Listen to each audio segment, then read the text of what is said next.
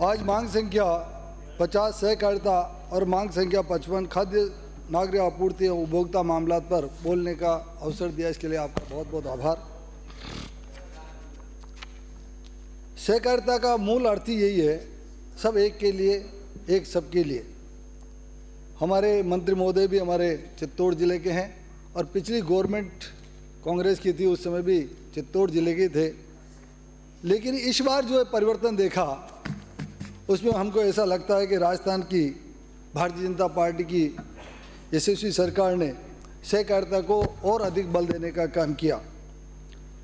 सहकारिता का मूल मंत्र है मिलकर काम करना या किसी समान लक्ष्य को प्राप्त करने के लिए लोगों और संस्थाओं का एक साथ आना। सहकारिता एक आर्थिक व्यवस्था का रूप है जिसमें लोग मिलकर आर्थिक मकसद को पूरा करने का काम करते हैं। हमारे इस सहकारिता के अभियान को और तेज करने के लिए गुजरात की तर्ज पर और महाराष्ट्र की तर्ज पर उनकी प्रेरणा लेकर के या उनके साथ बैठ करके इन योजनाओं को और अधिक सक्रिय करने की आवश्यकता है, ताकि सहकारिता के क्षेत्र में हम आगे बढ़ सकें। सहकारिता विभाग का अलग से मंत्रालय भारत सरकार के हमारे यशस्वी प्रधानमंत्री नरेंद्र जी मोदी ने अलग से मंत्रालय बनाया और अमित शाह जी उसके मंत्री हैं, और उन्होंने जिस प्रकार से इस सहकारिता के क्षेत्र में काम किया वो अभूतपूर्व है। और सहकारिता आंदोलन को बढ़ावा देना, समाज के हितों की रक्षा करना, उपभोक्ताओं को उचित कीमत पर सामान व सेवाएं मुहैया कराना। इसके अलावा सहकारिता विभाग के कई कार्य हैं, उत्पादकता, बचत, निवेश, अधिशेष सामान का वितरण, प्रोत्साहन किया जाना, ये हमारे सहकारिता विभाग कर सकता है। राजस्थान में सहकारिता आंदोलन में गांव, गरीब, मजदूर, युवाओं, महिलाओं, आदिवासियों, किसानों, ज़रूरतमंद लोगों के जीवन में आर्थिक संपन्नता लाने का काम भी हमारा ये डिपार्टमेंट करता है। राजस्थान राज्य सोसाइटी अधिनियम 2001 एवं राजस्थान राज्य सहकारी सोसाइटी अधिनियम 2003 के द्वारा राजस्थान में 42,352 सहकारी समितियाँ अभी कार्यरत हैं, जिनमें 1,34,90,000 से अधिक सदस्य हैं। इनमें 22,792 करोड़ से अधिक हिस्सा पूंजी राशि है और 1,77,167 करोड़ रुपए से अधिक क्रियाशील पूंजी हैं। इस प्रकार से सहकारी संस्थाएं बहुत ही मजबूत हैं और हम चाहते हैं कि और अधिक मजबूती प्रदान करें। राजस्थान में सहकारिता विभाग में शीर्ष स्तर पर 23 सहकारी संस्थाएं मुख्य रूप से काम करती हैं, जिसमें जिला स्तर पर 29 केंद्रीय सहकारी बैंक हैं, 24 जिला दुग्ध उत्पादक सहकारी समितियां हैं, 38 उपभोक्ता होलसेल भंडार हैं, 36 प्राथमिक सहकारी भूमि विकास बैंक हैं, 7,824 पैक्स हैं, 786 लैंप्स हैं, 334 क्रय विक्रय संस्थाएं हैं, 44 फल सब्जी समितियां हैं, 5,509 महिला सहकारी समितियां हैं। कुल मिलाकर के 22,300 सहकारी समितियां हैं, पंजीकृत हैं। इनमें से 25,594 सहकारी समितियां सक्रिय हैं। मैं चाहता हूं कांग्रेस के लंबे इस शासन में सहकारी समितियों में भ्रष्टाचार भी हमको खूब देखने को मिला, खूब फला फूला। जो व्यक्ति धरती पे ही नहीं है, जो व्यक्ति उस गांव में नहीं है, उसके नाम से लाखों और करोड़ों रुपए के लोन उठा लिए जाते थे। और इस प्रकार से जब उसके घर पे नोटिस आता था गरीब व्यक्ति के, तब उसको पता चलता था कि मैंने कभी लोन लिया ही नहीं और ये लोन मुझे कैसे चुकाना पड़ेगा। इस प्रकार का भ्रष्टाचार होता है। मैं मंत्री महोदय से निवेदन करना चाहूँगा, इस पर कोई ठोस कानून बना करके कार्रवाई करने की आवश्यकता है, ताकि जो भी इस प्रकार की बेईमानी करता है उन बेईमानों का इलाज होने की आवश्यकता है। मैं निवेदन करना चाहूँगा, सहकारिता विभाग के प्रमुख कार्य क्या हैं।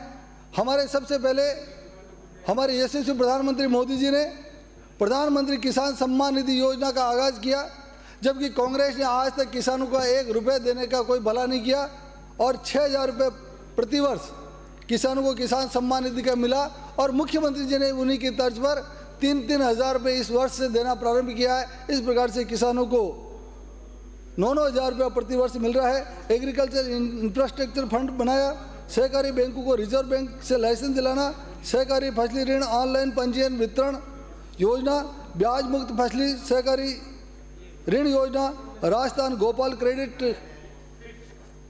कार्ड योजना, सहकारी जीवन सुरक्षा बीमा योजना, राज्य सहकार व्यक्तिगत दुर्घटना बीमा योजना, राज्य सहकार प्रधानमंत्री फसल बीमा योजना, मध्यकालीन ऋण योजना जिसमें कृषि और अकृषि दोनों हैं, सहकार स्वरोजगार क्रेडिट कार्ड योजना। इस प्रकार से कई योजनाएं इस सहकारी विभाग के अंदर चालू हैं। मैं सहकारिता विभाग के किसानों के हितों में कौन कौन से काम किए जाते हैं, उनमें 5% ब्याज पर अनुदान दे करके किसानों को लाभ देने का काम करते हैं। एक मुश्त समझौता राशि, यदि किसी के ज़्यादा ऋण हो गया और कभी कभी किसान डूबने के कगार पर है तो एक समझौता राशि के आधार पर भी उस काश्तकार का भला करने का काम करते हैं। ऋण मुक्त प्रमाण पत्र जारी करने का काम करते हैं। महिला विकास के लिए महिलाओं को सोसाइटी के माध्यम से ऋण देने का काम करते हैं। विद्युतीकरण के कार्य में ऋण दिया जाता है। स्वरोजगार क्रेडिट कार्ड, यदि कोई भी व्यक्ति अपना खुद का रोजगार चलाना चाहता है तो उसको भी कम ब्याज पर ऋण दिया जाता है। शैक्षणिक संस्थाओं को ऋण दिया जाता है ताकि शैक्षिक स्तर को बढ़ाया जा सके। उच्च शिक्षा के अंदर भी जो पढ़ने जाने वाले बच्चे हैं उनको भी शैक्षिक संस्थाओं को ऋण और उच्च शिक्षा ऋण, मुख्यमंत्री जलधारा योजना, ट्रैक्टर नगद ऋण वितरण योजना, ग्रामीण गोदामों का निर्माण, इस प्रकार से कई तरह के काम हमारी सहकारी संस्थाएं करती हैं। हमारी सरकार गोपाल क्रेडिट कार्ड योजना में 2.5 लाख रुपए तक का ब्याज मुक्त ऋण उपलब्ध कराने का लक्ष्य रखा है। इस योजना में सरकार 150 करोड़ रुपया अनुदान के रूप में विभाग को देगी। दीर्घकालीन ऋण कृषि कृषि योजना में 400 करोड़ रुपए का ऋण 5% ब्याज पर देने का काम करेगी। 2500 से अधिक ग्राम पंचायत मुख्यालयों पर GSS के सहकारी समितियों के गोदाम बनाने का काम करेगी। इस प्रकार से 100 GSS पर 100 मीट्रिक टन क्षमता के गोदाम बनाएगी। उनकी मरम्मत के लिए 12 करोड़ रुपए का अनुदान, 500 मीट्रिक टन के 100 गोदाम, 250 मीट्रिक टन के 50 गोदाम। मैं धन्यवाद देना चाहूँगा हमारे मंत्री महोदय को कि उन्होंने मेरे क्षेत्र में भी कम से कम 10 से अधिक सहकारी समितियों के अंदर गोदाम बनाने के लिए राशि उपलब्ध कराई है और लगभग 40 से अधिक ट्रैक्टर आपने सहकारी समितियों को दिए हैं। इसके लिए आपका बहुत बहुत आभार व्यक्त करना चाहता हूँ।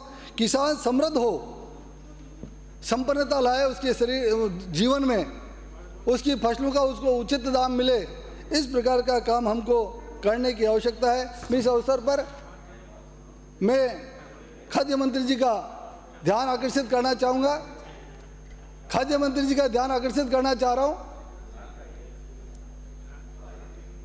सभापति महोदय, मैं खाद्य मंत्री जी का ध्यान आकर्षित करना चाहता हूँ। थोड़े ही शब्दों में आपसे आग्रह करूँगा, खाद्य मंत्री जी, विधि मंत्री जी, खाद्य मंत्री जी का ध्यान इधर रहने तो वही, शिक्षा शिक्षा मंत्री जी, विधि मंत्री जी, सब मिलकर के एक साथ मेरा आपकी बातों पे और वासा ताली बजाओ सारी बार। मेरा एक निवेदन है, अभी जो मैं खाद्य सुरक्षा मंत्री जी का ध्यान आकर्षित करना चाह रहा हूँ।